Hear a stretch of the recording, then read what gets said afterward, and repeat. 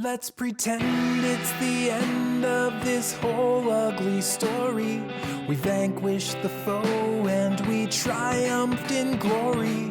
There's nothing but rainbows and blue skies ahead. Hallelujah, amen, it's the end. We threw off the yoke and we broke all the shackles. We tore down the walls and we burned down the castle. The oppressors all scattered and naked they fled. Hallelujah, amen, it's the end. Welcome to Before the Future Came, a Star Trek podcast.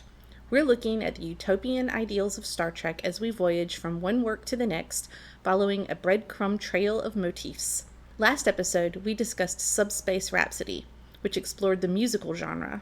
This month, we're talking about a pair of episodes which play with the action movie genre. Crisis Point, the 9th episode of Season 1 of Lower Decks, written by Ben Rodgers and directed by Bob Suarez, and Crisis Point 2, Paradoxus, the 8th episode of Season 3, written by Ben Rodgers and directed by Michael Mullen. I'm Lucy, and you think that I need therapy? I'm Gregory, blindly licking Starfleet's boot and begging for heal. Oh, Vindicta got your ass. And I'm Melissa, and I don't want to do a movie. Gregory, you picked this month's episodes, so please give us a summary in your own words. All right. Note before we begin, I'm going to be talking about 2 episodes. These are cartoons, so they're half an hour each, so we're doing 2 of them. Also, they're just full of gags, and I'm going to be skipping most of them. Just trying to get the plot-relevant bits. Crisis Point. Ensign's Log 2380. After Ensign Beckett Mariner of the USS Cerritos violates the Prime Directive, Captain Carol Freeman, secretly her mother, assigns her to therapy with Dr. Miglimo, whom Mariner considers the worst counselor in the fleet. Later, Mariner sulks, while her friends, both ensigns, Deanna Troi and Sam Rutherford, shoot skeet with Leonardo da Vinci on the holodeck. Ensign Brad Boimler asks to use the room to practice for an interview with the bridge crew, whom he simulates using their private logs. Mariner changes the premise of the program to an action movie, Crisis Point, The Rise of Vindicta. As Boimler continues to try and get interview tips, Holo Freeman investigates a mysterious ship posing as a Starfleet vessel. They arrive on the scene, and a Klingon warbird decloaks, captained by Mariner playing the maniacal space pirate Vindicta, vengeance personified. Tendi is cast as a thieving Orion pirate, which makes her uncomfortable. Rutherford is Vindicta's henchman, Bionic 5. Vindicta says she wants to kill Freeman and quotes Shakespeare. The Marauders board the Cerritos, and Rutherford runs off to tell his holo boss, Lieutenant Commander Billups, that Billups is a great engineer. Tendi objects to her xenophobic typecasting and says Mariner's urges to slaughter the holo crew are unhealthy and out of character. Vindicta confronts Holo Freeman on the bridge, asking why she always casts Mariner as the bad guy. Vindicta self-destructs her own ship, making the Cerritos crash land on a planet. The 2 women fight in the wreckage, Mariner exploring her mommy issues, but just before she kills Holo Freeman, Holo Mariner appears and rescues her holo mother. Mariner battles her Jungian shadow, realizing that she's been sabotaging herself. Meanwhile, Rutherford lives out a weird homosocial fantasy of running away with his boss to do engineering together. Holo Mariner reveals that Mariner knows Freeman cares about and protects her before she self-destructs the Cerritos, killing herself and Vindicta. Boimler gets thrown off a cliff, and the holo program ends. Mariner declares that therapy works and apologizes to Tendi for stereotyping her. Mariner then apologizes to Freeman, who complains about her to Dr. Miglimo. Boimler resumes the holo program, which reveals to him that Freeman is Mariner's mother, freaking him out so much that he bombs his interview. The episode ends with a reveal that Vindicta survived, before she is shot by Leonardo da Vinci. Crisis Point 2, Paradoxus. Ensign's Log 2381. The Cerritos is boarded by Romulans, who steal the Chronogami, a prototype time travel device. Just before the Cerritos is destroyed, they're saved by the Wayfarer, piloted by Captain Bucephalus Dagger, who is played by Ensign Boimler. Mariner, Rutherford, and Tendi play his bridge officers in the holo program Crisis Point 2, Paradoxus. Boimler steps out for a meeting with the first officer, Commander Jack Ransom, and returns extremely depressed. As the holo movie proceeds, Boimler sinks into existential despair over the brevity of life. Boimler breaks from the plot to investigate a background line about Katiha, a being with the true answers to life's most important questions. Mariner follows him, trying to knock him out of his funk. Tendi sticks with the plot, following the holo-Romulans throughout time to stop them from destroying the Federation's past, but Rutherford doesn't take the storyline seriously. A weird alien named Knick-Knack guides Boimler and Mariner through a surreal search for answers involving a map tattooed on a character's skin. The two have an argument, and Mariner storms out for her own evaluation with Ransom, who tells her that Boimler has just learned that his transporter clone, William Boimler, died in an accident that morning. Tendi is increasingly annoyed with Rutherford's flippant approach to the story as he defuses a Romulan bomb. She finally loses her temper at him, revealing that she's been taking her leadership role in the movie seriously because she wants to become a captain. Rutherford says she'd make a great captain and pledges his support. Mariner returns to the holodeck, where Boimler continues to spiral after being captured by cultists. She consoles him, and he confesses that he's seeking meaning in the holo movie. She encourages him to keep working through things. They're rescued by Knick-Knack, who confesses his love for Boimler.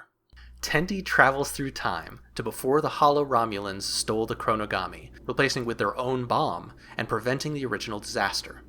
Boimler and Mariner find Katiha, who offers empty aphorisms. Katiha turns out to be the plane the Wright brothers flew at Kitty Hawk, which triggers Boimler to have a full breakdown. Boimler finds himself at Kirk's farm, as depicted in the Nexus from Star Trek Generations, where he meets Captain Sulu. Sulu tells him that both death and joy can come unexpectedly. Boimler is bitten by a dream horse and wakes up in sickbay, recovering from dehydration. The four agree that Crisis Point 2 was a success, and the episode ends with a reveal that William Boimler's death was faked to recruit him into Section 31, Starfleet's Secret Intelligence Division. I hate cliffhangers. Yeah, which one of these episodes a character talks about how they're annoyed by the sort of thing that each of these episodes does at the end of it. It's a good gag. All right. Well, thank you for that very good summary, Greg. All right, so we have each brought a topic for discussion, and mine is long-standing family issues in Star Trek. That is a Star Trek thing, isn't it? It is definitely a Star Trek thing, 1000%. So I'll list a few to start, and then we'll talk about them. So Deanna Troi and her mother, Lwaxana, come to mind. Of course, I should say first, maybe this episode has Mariner and her mother, Freeman. We have Data and Lore as a long-standing, never fully resolved situation. We have Picard and his brother Robert, aka Robert, who was basically completely missing in Picard, it's worth noting. All that shit about the mom and all of that. Anyway. Prodigy has Gwyn and her father, the Diviner. And then the classic Spock and Sarek, right? And then there are a bunch others. Rom and Nog from DS9, so on and so forth. It's not often that Star Trek has a family conflict that is on screen very often, right? Like Troi and Lwaxana, you get an episode or so a season at most. I guess Jake and Commander Sisko are maybe the closest we get, because they're like very often interacting. Yeah. And Wesley and the Doctor, but I do think there's a difference because Mariner's an adult and a member of Starfleet, which is different, I think, than either Jake or Wesley. Yeah, and I wouldn't say that Wesley and Beverly have the same degree of contention as, for sure, many of these, and probably not Jake and Sisko either. Yeah, I think you're right. They bump heads, but I think Jake and Sisko do have an ongoing, I think there's a real attention that's important to DS9 between the two of them. But I agree with you about Wesley and the doctor. Although we did do an episode recently with the line, I slapped Wesley, just so that everybody knows we don't lack continuity here on Before the Future Came. Yes. Yeah, I guess there's the whole thing about whether Jake goes into Starfleet or not, sort of one of their points of contention. Something I think is interesting is about Lower Decks is the degree to which the show wants to consider the parent as sort of immovable, unchangeable, right? Because we are so in the perspective of Mariner, by and large, across the series, all she can do is either rail against, you know, an unstoppable force meeting an immovable wall, or whatever that saying is, or she can change herself. And what we see in this episode is her changing herself, right? Or at least beating herself up. But I think it's interesting because literally. Literally.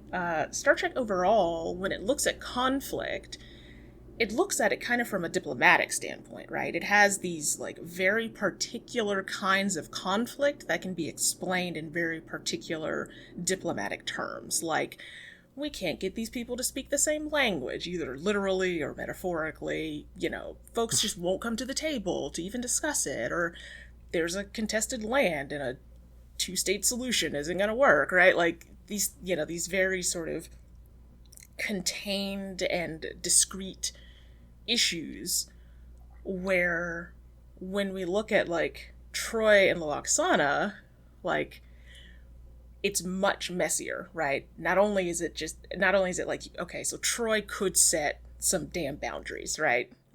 But also there's a lot of history there. There's a lot of, like, we see over the course of the 8 seasons of Next Gen, you know, we see some of that kind of excavated about the elder sibling and so on and so forth, that really sort of have these deep-rooted feelings that absolutely mirror what would be happening at a civilization level for the, you know, these sort of diplomatic talks, but it doesn't come through as cleanly when it's two people and poor Captain Picard sort of thrown into the mix on how to handle Lwaxana. And so I think it's really interesting how here in Lower Decks they have really centered this conflict that, you know, is sort of Mariner's, you know, own bullshit, but also is this conflict between her and her mother. Mm-hmm. I think that we get the focus on Mariner, but Captain Freeman is definitely portrayed as not innocent in the show. Yes. Like, very, very often they're like, oh, yeah, we see how this conflict arises. And also we kind of see the similarity between Freeman and Mariner, where, like, they're both very opinionated. They're both are quick to sort of ascribe negative intentions to other people. Like, both Freeman and Mariner be like, well, she's just trying to fuck with me. And that's, like, it is definitely a mutual thing, but, you know, we're kind of on the side of Mariner, and so we don't get to see most of Freeman's process for dealing with this. Their response to therapy is the same, which was funny. Yep. Yeah, they both hate Dr. McLemo's style. His food metaphors. And they're both violent in the therapy room, too. Mm-hmm. Yep. And Freeman, at some point in her therapy session, says, like, what did Mariner do? Is she plotting something? Like, speaking of thinking of the bad intentions. And I think Lower Decks has to walk a line where we have these adults that are the Lower Deck people who are, early 20s, probably mid 20s, something like that, where Mariner, and I don't think they always hit the mark on this, but you don't want Mariner to sound like a rowdy teenager railing against a reasonable parent. And so I think that's kind of one of the things they're playing with by having Freeman also be problematic, I'll say, right? Like, just being obnoxious and annoying in her own ways, and having that overlap there is to kind of keep it. It's still petty, but it is adults being petty to each other instead of a child, you know, being a teenager. I think something that makes that especially tricky in Lower Decks is that because it's this very over-the-top farcical comedy, like, you're already running into the issue of how do we make these adults not feel like children from a Saturday morning cartoon, right? Like, the four ensigns or the four main characters, they're not always ensigns, in Lower Decks, are like less mature in a lot of ways than the kids from Prodigy. Yes. Because they're constantly cutting up and playing games when they should be on duty and all of that. And so it's a weird line for them to walk. Which is interesting. I guess it's something else I was thinking of, which is how for all of these sort of bad, troubled family relationships, Star Trek doesn't often go to like pure abuse. Right? There are very few cases. And the one that comes to mind is maybe Gwyn and the Diviner, or maybe Spock and Sarek, although cultural, whatever. But, like, rarely do we get, like, my parent beat the shit out of me, or my parent locked me in a closet, right? Like, the kinds of things that, like, we as people would, in a discussion of bad things parents do, that we would kind of consider. Star Trek kind of doesn't want to dabble in that, which I think is maybe an interesting contrast with the way it wants to handle conflict with diplomacy, where they are willing to talk about genocide, they're willing to talk about slavery, they're kind of willing to, maybe flippantly at times, like, kind of hit some of those big notes. But when it comes to two people on screen that you're looking at having a conflict, it doesn't tend to go to that level that would really kind of hit you in the gut about, like, abuses of children and so on and so forth. So, Lower Decks being so bouncy, farcical, as you said, there's this tension between them, but I don't recall... I know things do get, like, seriously, deeply emotional at various points, but I don't think it goes to that level of, like, my mother did XYZ to me that was particularly egregious, as a child, and at least it isn't particularly evidenced here. Yeah. I think that the violence in the first episode we watched is serious. Like, they are wrestling each other. One of them's a hologram, but it is very clearly kind of in the story of Crisis Point, not like this is representing the conflict. This isn't something that normally happens. Right. And we had the reveal that real Mariner would absolutely save her mother, right? Like, Yep. I think that's important. Yep. Absolutely. I also think it would be really hard for Lower Decks to have Freeman be sort of a bad guy, like, I think that would... I think that'd be a real problem for the show in many ways, right? Yeah. Because the whole show is about how the rest of the ship is all, like, normal Star Trek stuff, and our people are showing us something that we don't usually see, but you can kind of imagine maybe this is going on all the Starfleet ships that we, like, I think it gives us like a different version of something that we're kind of used to already seeing in other contexts. Yeah, I do think that the Cerritos is portrayed as goofier, as more of a fuck-up ship than your normal Star Trek ship. But yeah, it's definitely like, it needs to be a certain amount of competent and a certain amount of, like, everyone has to still be on the same side and be upholding Starfleet values in order for the cut-up behavior of the ensigns to work, both comedically and narratively. Mm-hmm. Well, I want to talk about a thing that we've probably talked about before, and I'm sure we will again, but racial stereotyping in Star Trek. And I think my least favorite part of this pair of episodes is the Tendi getting typecast as a pirate plotline. Yeah. Because, and this is a thing that Star Trek does a lot, they really like to say it is wrong to assume that someone is just like all other members of their culture, and then also say, but also all members of this culture are the same. Like, Yep. they have Tendi be like, hey, why did you cast me as a space pirate? Many members of my species haven't been space pirates for at least 5 years, which is sort of a funny joke, right? Because it's like, oh, well, really Orions are all space pirates. It's just that some of them stop being space pirates at some point. And I mean, I'm going to say something wild, something that I've maybe never said before. I think this is virtue signaling. Ooh. Like, I think that Star Trek is racist. I think that Star Trek is saying all Orions are space piratey. Mm-hmm. But they want to not look like they're saying that. And so they have these lines where someone's like, well, not all of us are space pirates. And we find out Tendi is a space pirate. Like, she was a space pirate before she was in Starfleet. She was a princess, an Orion princess. She does space piracy. There's an actually really good, I think, episode where we kind of visit the Orion homeworld and kind of see how that society functions as a, as a piratical society, mm-hmm. Which is cool, and I think much less stereotyping than this. But this is a thing that Star Trek does all the time. Like, as soon as it says Klingons aren't all the same and different Klingons can have different attitudes, they turn around and are like, yeah, but all Klingons are, violent, people obsessed with honor. And this, there's a later episode in Lower Decks called Caves that I watched recently.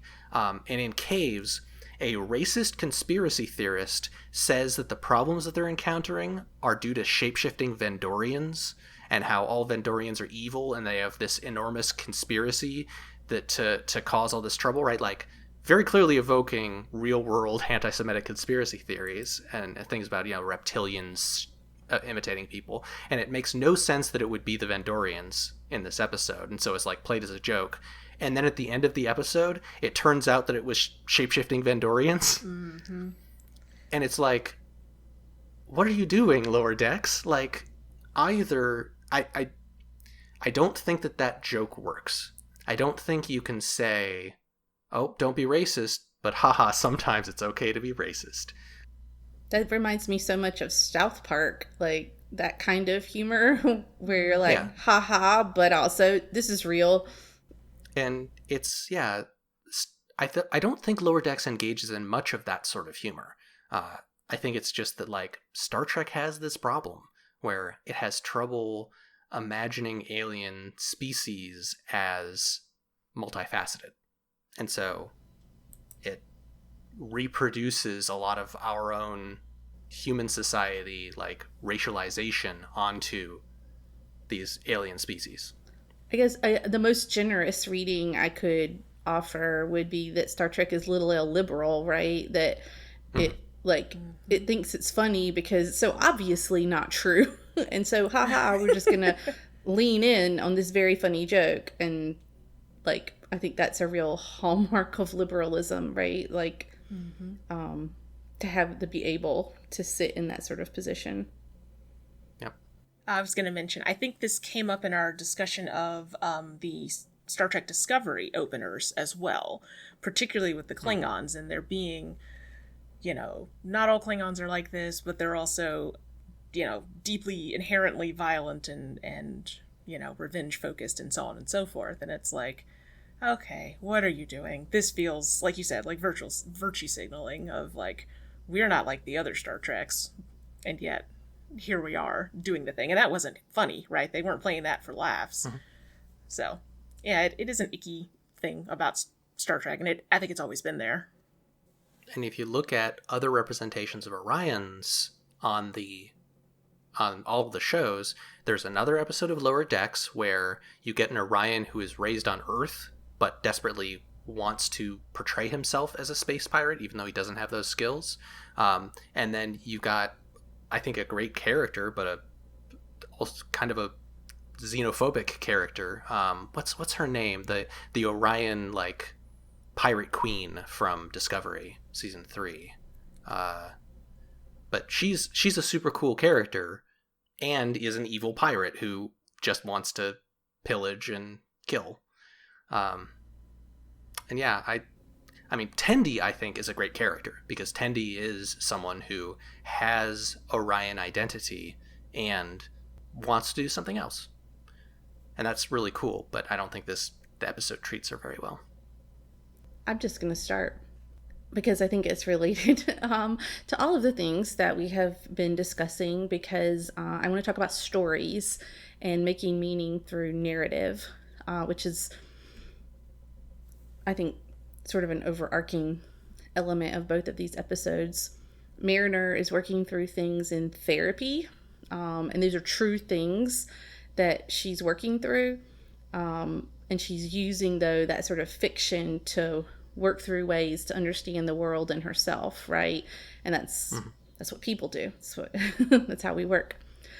So in part one, Mariner's story is both about her relationship with her mom, which I think Lissa was talking about in detail, and by extension, it's about her relationship with Starfleet, which is interesting because she tries to tell a story about herself as a villain, Vindicta, but she turns out to tell a story about herself as a self-sacrificing hero who saves her mom and the crew. So it's this sort of true story of self-discovery, and that she didn't understand those things about herself until she acted out and performed the story, right?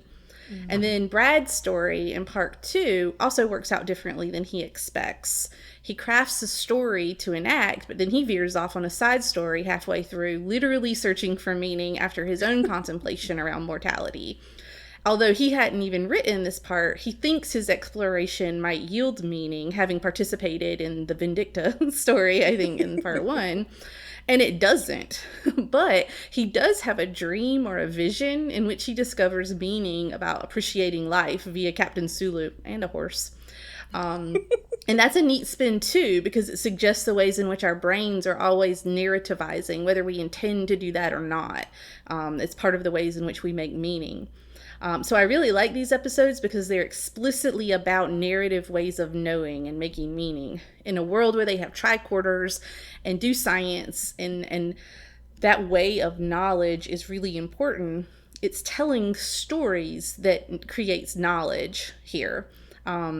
Jerome Bruner is a psychologist who talks about the difference between narrative and paradigmatic knowing.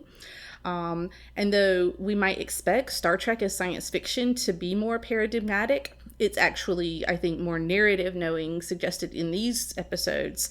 And maybe you could make a larger argument about that, but in these texts specifically. Is paradigmatic knowing like sort of encyclopedic knowing, like here is a bunch of facts that are disconnected from each other? Not necessarily disconnected, but you might have like a taxonomy, right? Like a way of like organizing or thinking about things, but you're not necessarily organizing that in a story, right? It might be a set of information. And I mean, we can get into whether that is even a possible way to be, because even I think taxonomies and ways of organizing knowledge are also narrativizing, but that's not what Jerome Bruner said, so don't think that I said that. So related to that idea of narrativized knowing, Merrifield Belinkie, Blythe McVicker Clinchy, Nancy Rule Goldberger, and Jill Maddock Tarul published Women's Ways of Knowing, The Development of Self, Voice, and Mind in 1986.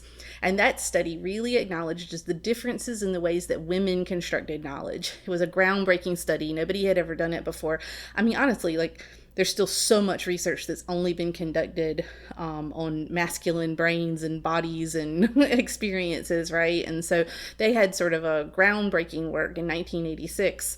And they talked about, it actually talks about a lot of things, but one thing that I thought was really interesting in relating to this episode was they talk about how as you kind of develop a way of having knowledge, there are people who are separate knowers who focus on critical analysis that excludes personal feelings and beliefs, which is often, especially in 1986, but honestly, I'm still in academia today, and that's still, academia tends to really privilege that kind of knower, right? Like somebody who's able to engage in that kind of knowing. But on the other hand, you have a connected knower who seeks to understand and empathize with other points of view. And that's what some people would call a really feminist way of thinking about knowledge. And I was particularly struck how this episode really enacted those ideas of connected knowing. We just talked about the stereotype, but Mariner coming to understand Tendi's perspective as an Orion, I think, is still connected knowing, right, from a personal viewpoint. And I think particularly Mariner and Brad, when they make meaning together, once Mariner understands what Brad is grieving and what he's like trying to understand, the way they construct the sort of end of that story together and enable Brad's new way of knowing, I think that's really an example of connected knowing. So and I think also Rutherford and Tendi, right, where Tendi is interpreting Rutherford's cavalierness a certain way, and Rutherford doesn't understand why Tendi's being so serious, but when they do, they generate the energy completely shifts, and they turn into supportive partners of workmates. They've got an ongoing will they won't they thing. No, I think that's a terrific example, because he's the one who comes to empathize and understand her point of view, and he changes his behavior, right? So I think, and their story is different. The story is different because of the way they participate in it differently. So I think Lower Decks is pretty feminist, I guess, is what I'm saying. I think so. Yeah. More so than a lot of Star Trek. Like, Lower Decks regularly passes the Bechdel test, for example, whereas a lot of Star Trek shows take a while to do so. Yeah. And I like it that it succeeds on that level of representation, which I think is important, but it also succeeds on this sort of more philosophical level about how the story is told and whose concerns are important and the ways in which people construct knowledge together. That's really interesting. Mm-hmm. With the main topics covered, it's time for a quick lightning round of other interesting things we spotted. So you touched on this a little bit, Lucy, but I guess each of yours talked about this a little bit. I want to talk about mental health and sort of therapy or treatment for mental health struggles on Star Trek, because Star Trek, and I guess I'm the one dogging on Star Trek this episode, but Star Trek doesn't think therapy is a good thing. Anytime, and this is partly storytelling, this is how you have to tell this kind of story, but when someone has a problem, mental health crisis in Star Trek, it's never solved by going to a therapist and talking about them. It's never solved by getting medicated for it. It's always on Star Trek or on Lower Decks? I think on Star Trek in general, but maybe it's not never, maybe it's rarely, but I can think of a bunch of examples of this where someone will talk to Troi as part of sort of the instigating events of an episode, but they have to sort of go through a crisis, a plot related crisis, in order to move through their mental block and resolve it. We have repeated I think multiple examples of fake therapists. There's an episode of Picard where Picard's in some sort of dreamscape where he's got Gaius Baltar as his therapist, and it turns out that it's actually Q or something. I forget. It's his dad? It's his dad. It's his dad? Yeah, it's his dad. That's right. It definitely didn't turn out to be the doctor from Deep Space Nine. That's what I can know. No, even though, bizarrely, looks a whole lot like Gaius Baltar. I think it was the end of that scene when I finally realized it wasn't that dude. And this episode has the first one, Crisis Point, and I mean I think it happened the second one too. Crisis Point 1 has characters go to the therapist be a bad therapist, which Migley-Mo generally kind of seems like a fuck up. But the therapist doesn't help at all. What helps is Mariner doing this elaborate mental shadow play allegory thing. And then in Crisis Points 2, Boimler's, really, really despondent, immediately clearly depressed. And no one is hey dude, you alright? You need to talk to someone? Do you need to use the mental health support? They're all like, you'll be cheered up by this holo program we're doing. And I think that's weird, because I think that Star Trek would say that it believes in mental health care, in, supporting each other in therapy and all that, but it's hard to tell a story about someone going through a crisis if the bulk of the episode is them having a series of conversations with their therapist. Yeah. They don't model what therapy looks like. Like, it would be interesting if Star Trek was like, okay, cognitive behavioral therapy, maybe that's not a thing anymore. We've sorted a different, got a different paradigm. Here's what 24th century therapy looks like. Even if we only get it in snippets, like, what does it look like in a healthy way that someone emerges some number of sessions afterwards? But they don't really model that much at all. Very rarely. Yeah. I think that Discovery might do the best job of that with Dr. Culber's therapy that he does, where that at least kind of models that pattern of therapist tells you something and you're like, yeah, of course, yeah, I understand that. And then you go off, and then later in the middle of doing something else, something reminds you of what the therapist said, and you're like, oh shit, Dr. Culber was right. I do need to think about my grandma's stew, or whatever that episode was. Do you think Mariner was being ironic at the end when she says, guys, therapy works?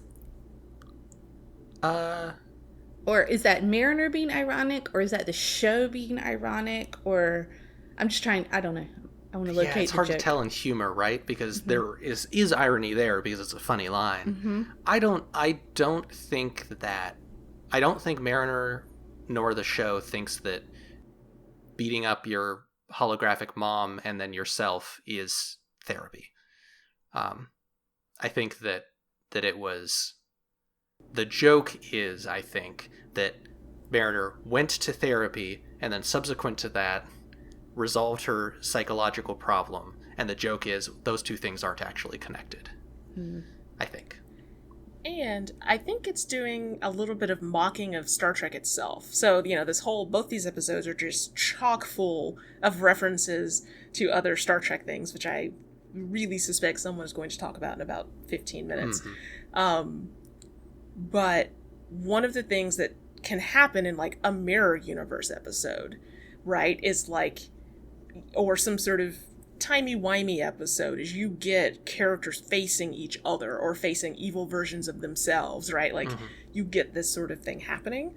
So I think it is probably also a self-reference, the way there's so many other little bits and baubles of self-reference in these. And I think another little thing to touch on, because it relates to some stuff that I've been watching lately, Star Trek definitely sees mental health problems as a thing to be solved and to move past. You very seldom have a character who is mentally ill long-term, who has long-term mental health problems. I've been watching a lot of Farscape recently, and Farscape is a show where most characters are some kind of crazy. The main character, John Crichton, arguably the main character, is in a sort of classic MASH style way. Like, him being crazy is the way that he maintains his grip on reality in this very unsettling world that he's in. He's in an alien world on the other side of the galaxy, and he has to be a little unhinged and a little reckless in order to deal with everything and not just shut down. And Star Trek doesn't have a lot of that. I guess I haven't seen season 1 of Picard. My understanding is that maybe that plays some with Picard's neurological disease. Less than one would hope. Maybe not? I mean, okay. I think the Locutus situation might be the closest, but there is a tension there between Picard feeling like this should be resolved and the world and his brain saying, it's not going to be, dude. This was traumatic, and you're going to keep getting reminded of it. That's a great counterexample. Yeah, people sitting in a bar are not going to let you forget that you were the captain of the Borg in Wolf 359 or whatever, right?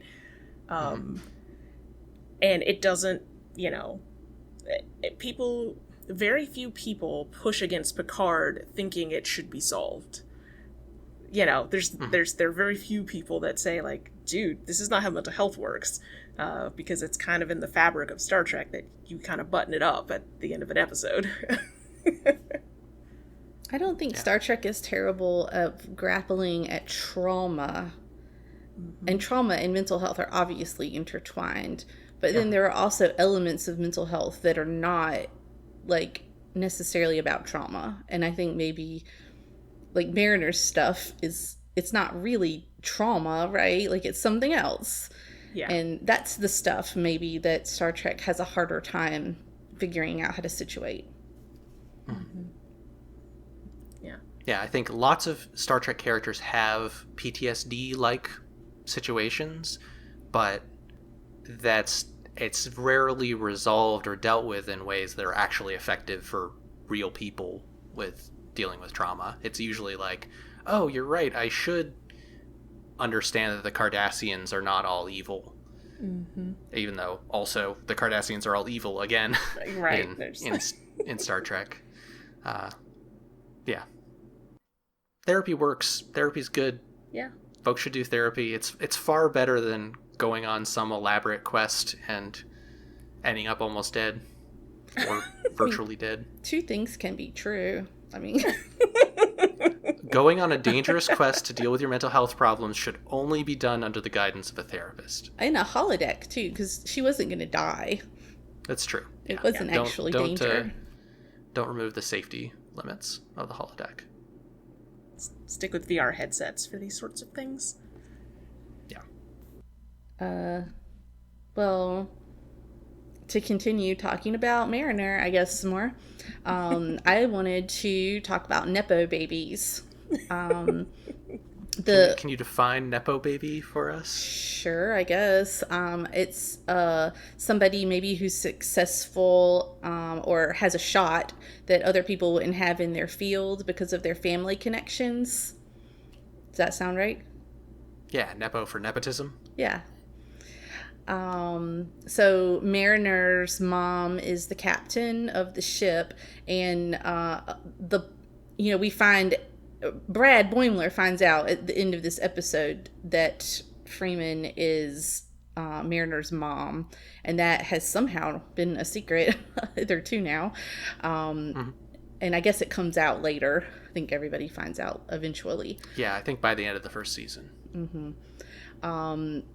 Because I think, and I haven't watched all the lower decks, so y'all know more about this, but it seems to me like Mariner is determined to be her own person, and I think her mom also doesn't want her to be successful on the basis of nepotism. I think they probably are aligned on that. But Mariner also recognizes and says specifically in this episode, that without her mom's position of power, she'd probably be kicked out of Starfleet. Because of, the way she behaves at times. So it's an interesting situation, like we talked about earlier in the episode. This is really different than a lot of other parent-child relationships that we see that, like, even I think Wesley would be the closest because he's at least Starfleet adjacent and joins Starfleet eventually. So I guess he's kind of a Nepo baby, but we don't. And then we see a ton of it in Picard. Like Picard, the final season of Picard is just like Nepo babies everywhere, right? Coming out of the woodwork. But I think this is particularly interesting here. And I thought in particular, I liked the scene at the beginning because Mariner's trying to save the lizards that are getting eaten. And, she's like, y'all, this is no good. You can't be eating these people. And then her mom shows up and says, no, this would be against, like, we can't interfere with what you're doing, Prime Directive and all. Although she's like, we could give you a food replicator. Would you stop eating these lizards? We did that. I thought that was funny. But that was that's an interesting tension, right? That is exploring sort of some of the ethics of the Prime Directive that Star Trek is often exploring, and seeing it through this lens with Mariner. And I think with the additional complication of her mom being a captain in Starfleet, I think it's genuinely interesting. Yeah. And there's interesting nuance to it too, because like Freeman is absolutely shielding Mariner from her own like self-destructive tendencies, but also Freeman often is the antagonist in these episodes, where like Freeman is like, Mariner's going to screw up, and when she screws up, this will be the last time, and I'll put the hammer down on her, I'll give her discipline. And I don't think that the show is being like, oh, well, Nepo babies have it hard too, but I do think it's sort of showing how this phenomenon is maybe not healthy even for the people who benefit from it in other ways. Yeah. I think in that first scene where Freeman comes down and puts the kibosh on the whole, war that's about to happen, Mariner says, you wouldn't be such a bitch to me if you weren't my mom. Something like that, she says, right? That's like, you are very much part of this system of the, this nepotism is going all sorts of ways. And yeah, it's a tangled situation. Like it's the kind of system that you see where someone doesn't realize that they could escape. Like they feel trapped and like it's everyone else's fault that this thing is happening. Which Freeman kind of seems to, right? It's, it's Mariner's fault. I'm doing this stuff for Mariner, so on and so forth. So I want to talk about the way Lower Decks and maybe modern Star Trek sort of scales character aspirations to the characters involved. So we have this crew here. I think modern Star Trek generally does a really good job of this, I'll say first, where we have these main characters who are generally, like we said earlier, they're young, they're ensigns, maybe lieutenants, and their aspirations are not like, or maybe they are and I haven't seen the episodes, but in these episodes they're not to become admirals or run the fleet or to get the artifact, the one true artifact, Klingon artifact, and go out in a blaze of glory, right? They are like, I want some meaning in my life. I want to be understood. Someday I want the chance to become a captain. Like I want these things that are very like early career. And I think maybe Star Trek does this particularly well with sort of the outer edges of age, where we have your Sareks and your General what's-his-face from the Kalas episode. Core, thank you. Where you have, that sort of like go out in a blaze of glory, and then you have this end of things where you have these people sort of looking 3 steps ahead, not like to their death. And then you also have like Prodigy, where you have these children who are younger than, if I'm reading their ages correctly, they are younger than would traditionally be a coming of age story, right? These are not teenagers. I think so, yeah. But I think maybe Gwyn's the oldest. Maybe she's fully adolescent. Yeah. But they are searching for identity, right? Like that is their sort of what they're aspiring towards. And what Star Trek does, I think, pretty well, in line with its stated values, is to try to slice this up in a way that is not a struggle to meet your dream in a capitalist society. Right? Like something we tell children is you could be anything you want to be. And then you're like, oh, but also when you think about college, could you please pick something that can pay back the debt that you're about to incur that you have, a likelihood of getting a job in, right? But in Star Trek, I'm not sure if they know it 100% all the time when they're writing it, but like Jake Sisko going to be a journalist, right? A writer and a journalist in the late 90s. I didn't make money then, right? Like English major, being an English major is a whole joke, right? Yeah. It's a good one too. Ha ha. Well, you turned out all right. Yeah. And you have a job.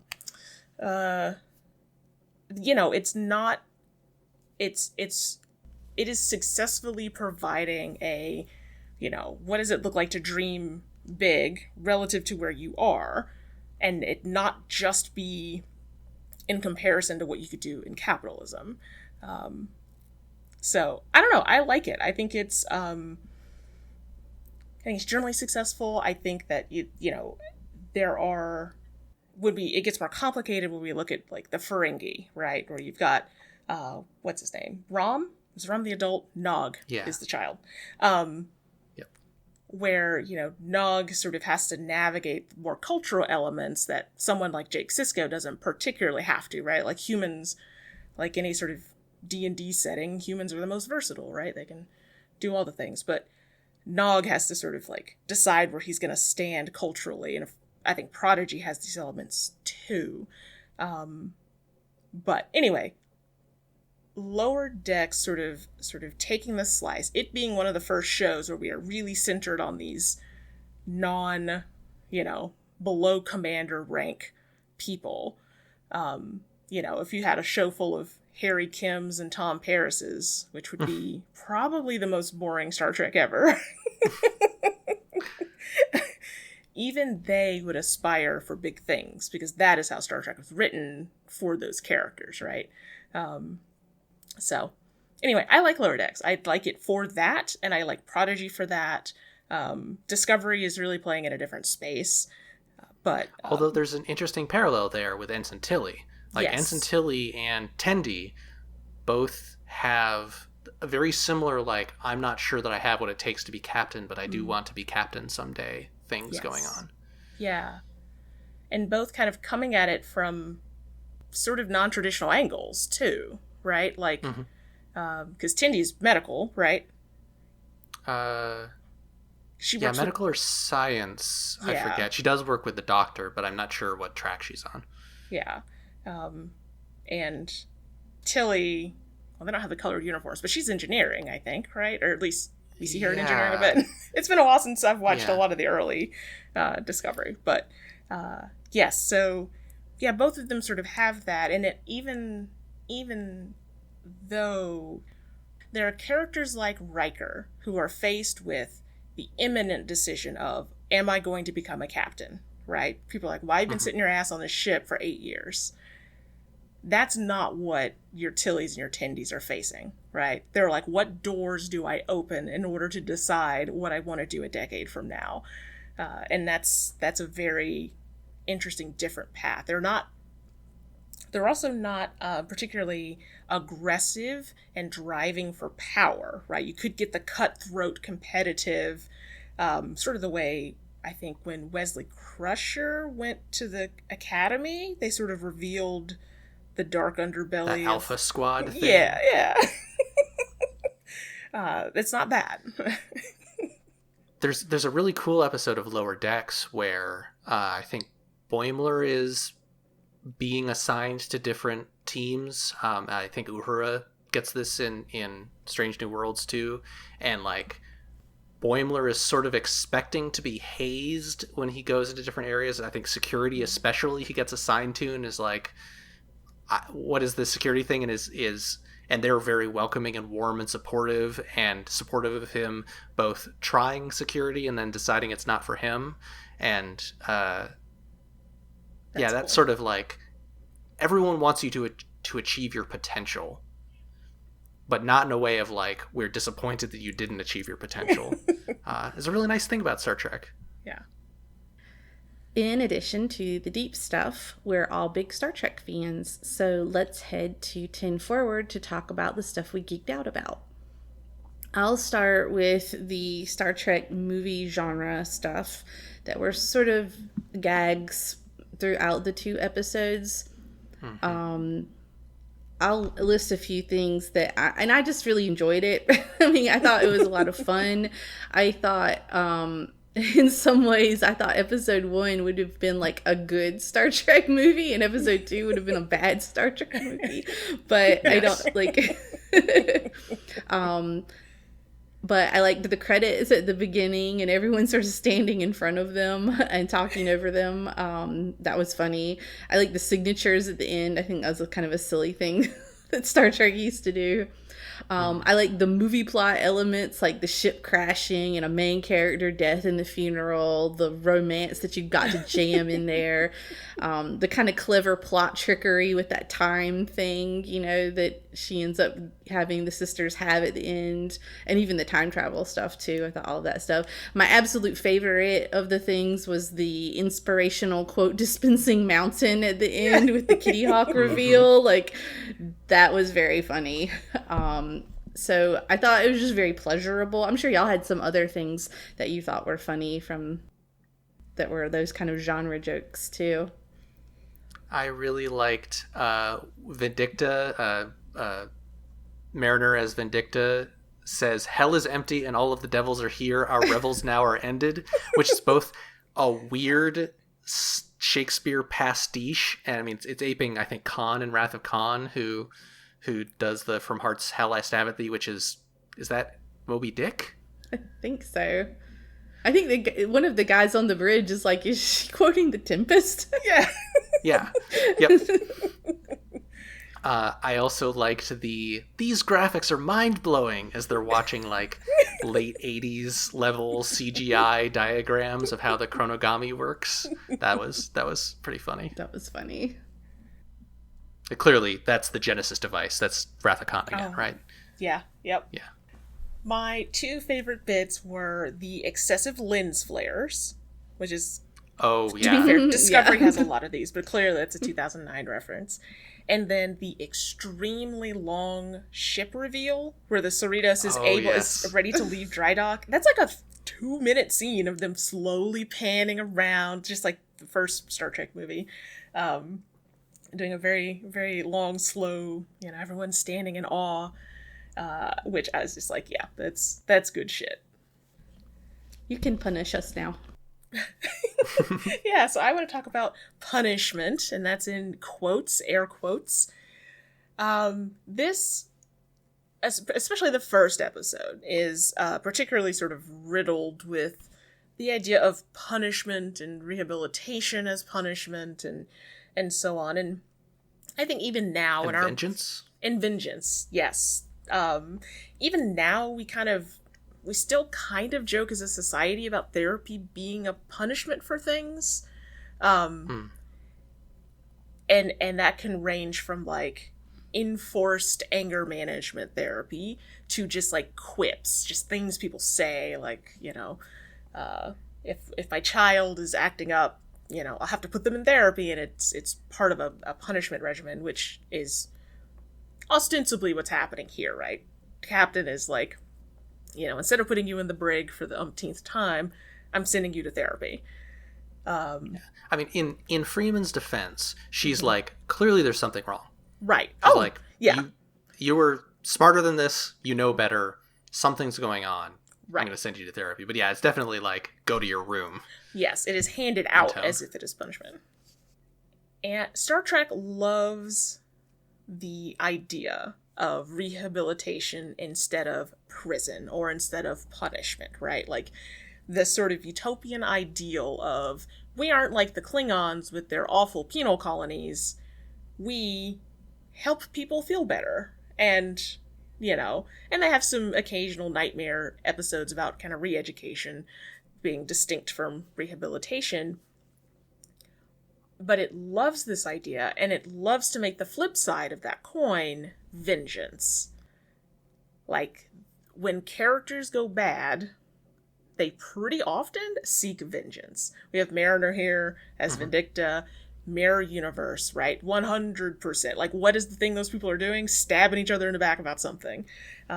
We saw the Time Cop in Relativity. Yep, Time Cop. We saw the Klingon kid getting revenge on Worf in the Sword of Kahless. Oh, yeah. Yep. Kirk has had some episodes over the years. Probably several. It's, of course, Wrath of Khan. But, yeah, it's just Star Trek.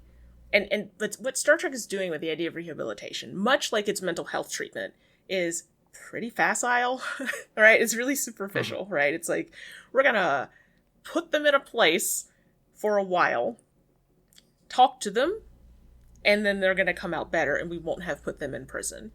And, they don't tend to really get into this in a way that like produces a system that actually explains what this utopian system is that they say they have. So, but I do enjoy I like the way this series of episodes sort of played with the idea of like, here's a punishment, here's some revenge in these, sort of relatively low stakes ways. It wasn't the Wrath of Khan, right? We weren't dealing with taking over a real ship. We were just sort of make pretending and resolving our own shit in this process of beating ourselves up. So, yeah. Something that I really liked about these episodes is that they were holodeck episodes. I like a holodeck episode. I think that maybe that's not a universal thing. I feel like I hear some people being like, oh, a holodeck episode. But I really like them because they sort of exist as like fanfic AUs, alternate universes. Mm-hmm. Like, you get to see the characters that the established characters, playing as different characters, but it's not the actors playing the final holodeck characters. It's the actors playing the characters playing the holodeck characters. Yeah. And that's cool because you get to be like, well, what would Mariner be like if she was this space pirate warlord person, right? Like, if she would like carry around a severed Borg head that she could use as a personal shield, right? Because she's that sort of weird improvisational, having wild concepts sort of person. You get the Tendi in any world would still be this like kind but very assertive figure, right? Where she's like very, very nice but won't take shit. Rutherford is like very happy-go-lucky and very joy-seeking. He, given the option of doing anything he wants without consequence, what he wants to do is tell his boss that he thinks his boss is cool. Yeah. Amazing. And then Boimler is never happy, right? Boimler, regardless of what situation he's in, just kind of can't deal with it, is always struggling to be in the moment rather than trying to get the next thing. And I think that's so cool. It's always cool seeing like, what if these people were cowboys? What if these people were Robin Hood? What if these people were in Beowulf? All of this stuff where it's like it's the little play acting stuff that they do is fun. I know this sounds a little bit grimmer, but I like the holodeck episodes where they can put main characters in danger and have them die, like Mariner sacrificing herself, in that big scene at the end. It's like the show, you can never do that, right? That's something that can't happen, but this is a way to make it happen. One of my favorite Deep Space Nine novels is called Fallen Heroes because basically everybody on the station dies in it. Yeah, it's terrible.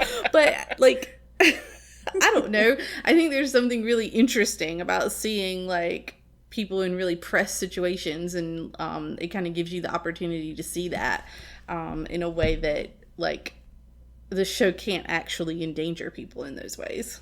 Mm-hmm.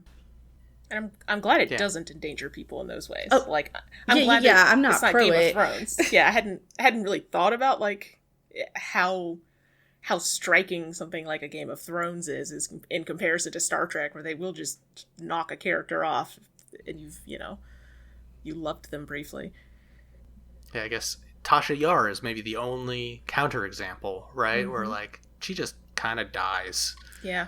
Virtually everything else is everything else is in a season finale, or I don't know. Picard's a little weird because it is very short seasons.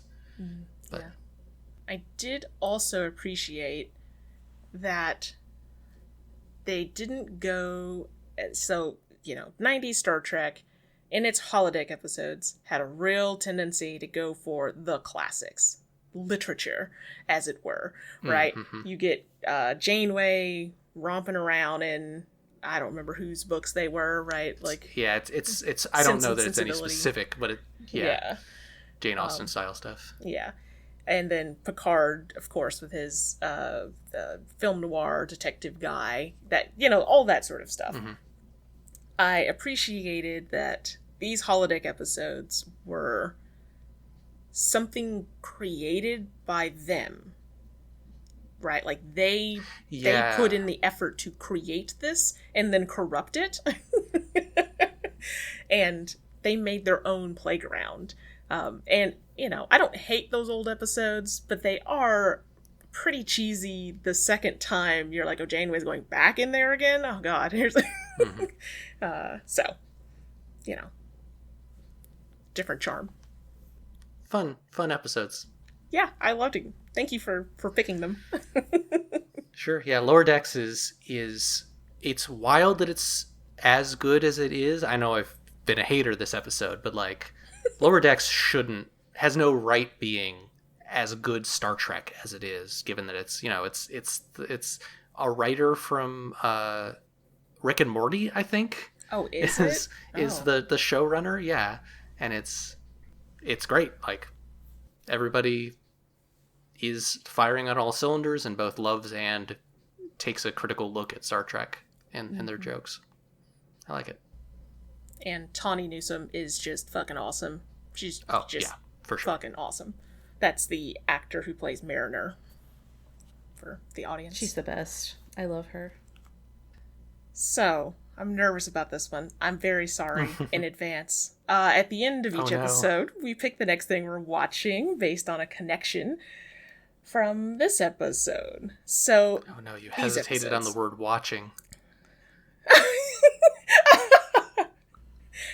So, these episodes had a really deep awareness of sort of the layers of media, a show about a movie about a show that it's playing in, and so many lens flares. Our next work is also entirely too self-aware for its own good, and, in my opinion, also struggles with whether it's a proper work of art. And we are going to be watching the 2009 Star Trek film. I'm sorry. You mean we're going to be watching Star Trek? Star Trek. The 2009 film. Featuring red matter. I'm so sorry. I have no memory of it, so I'm excited.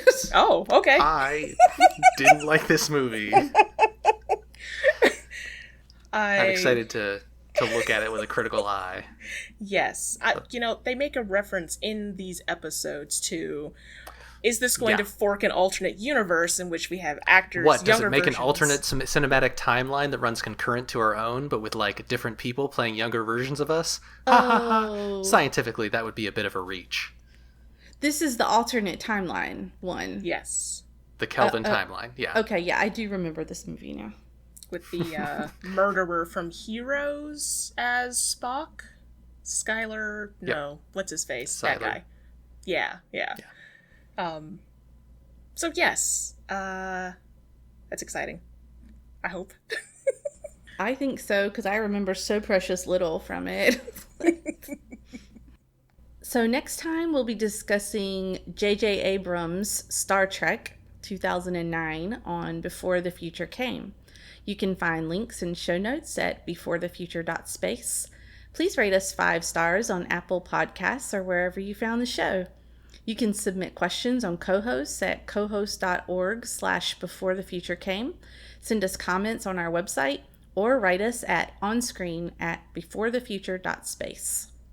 I'm Melissa Avery Weir, and I live at urson.net and on Mastodon at melissa@urson.life. I'm Gregory Avery Weir, and you can find me at ludusnovus.net or on cohost at cohost.org/GAW. And I'm Lucy Arnold, and sometimes blog at intertextualities.com. Our music is Let's Pretend by Josh Woodward, used under a Creative Commons Attribution 4.0 license. Thank you for listening. I'm sure we'll all live happily ever after, surrounded by butterflies, children, and laughter. It's a fairy tale story, so let's just pretend. Hallelujah, amen, it's the end. Happily ever after the end. It turns out there are a lot of O sounds in that, which is tripping me up. Hollow Romulan stole the chronogami. What is it? Tindy time travel? What was that sentence? It was a tongue twister. Yeah, Tendi travels through time to before the Hollow Romulan stole the chronogami. Woo! Real rough.